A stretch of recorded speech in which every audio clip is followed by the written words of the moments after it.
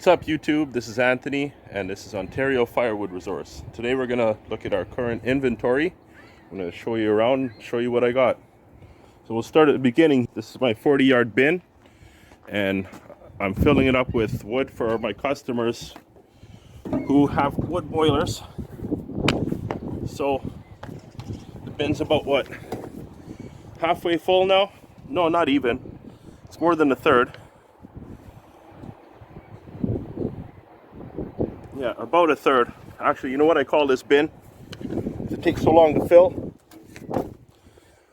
I call it the never-ending story.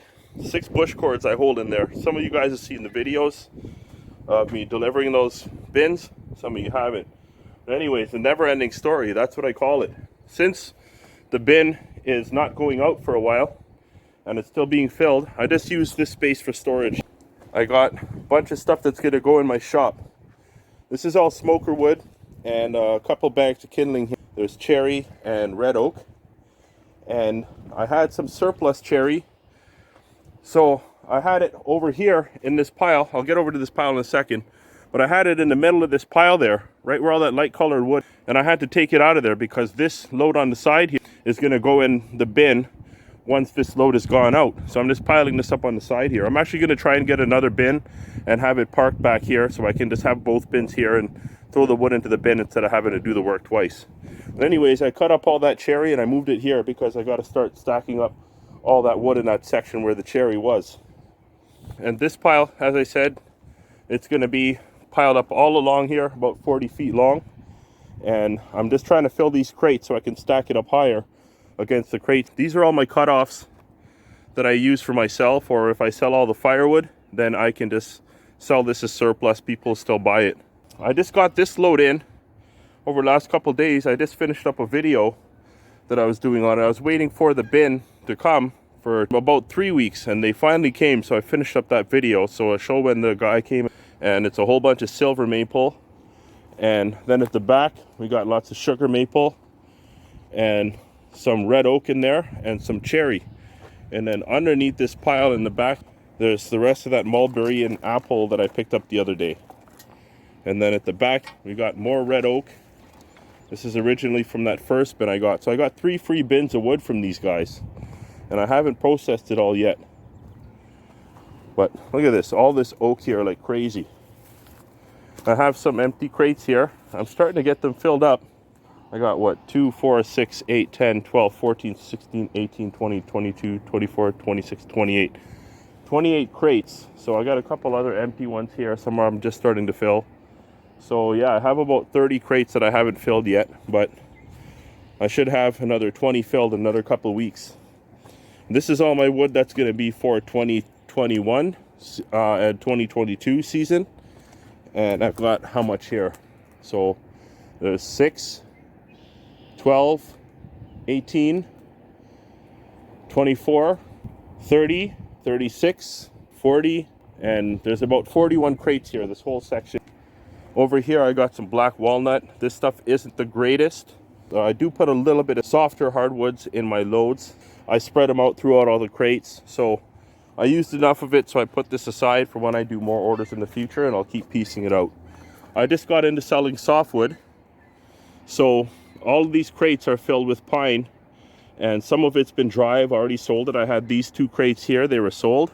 Starting here, I'm now starting to add some silver maple to this pine. A lot of this silver maple that's over here is going to go into this crate, and one on top, another one up there. And I think I'm going to put another 3 crates here right in front of me. Here's my night light for the night shift. My landlord broke the glass when he was moving it around one time, but still works. And then here's my smoker wood section. And here I have apple. I keep the oak in here. I keep sugar maple here. And I might put in a crate right here for some cherry, because I got all kinds of cherry in this load. Like I said, there's some over there. And I'm going to start restocking this with oak. I just took all whatever was dry out there so I could bring over to the shop. And I'm going to probably bag this apple. And I'm going to start stocking that up again because I have lots of apple way in the back. And there's a little bit of apple in the pile up front here as well. And then all these small pieces, these are what I sell in the cutoff bags. I will take this pile also. What I do is I throw the cutoffs in this pile as well and bag those up, and I put them inside my container over here. I got a shelf. This container is well ventilated, so it gets lots of air circulation, so it helps those cutoffs dry very well. They are smaller pieces of wood, so they do dry fast too. And then I have a store in the winter that will come and pick them up and take them away. I'm going to bring my truck back here, and I'm going to load these bags on and take them to my shop. You guys have never seen my shop, but I'll tell you an interesting story about my shop. It's just a small like working space. It's not a storage unit. It's actual like a small industrial business unit with a roll-up door. You can fit 4 small cars in there right now, and then there's a little tiny office. I've had that since when I first got into scrap recycling business.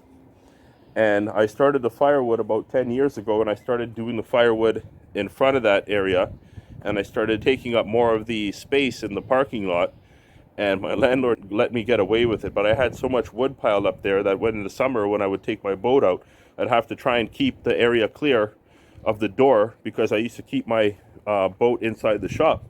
But anyways, my shop is part of a whole industrial complex that was built in 1940 under orders by King George for World War II. And the purpose of the whole facility was to create armaments for World War II.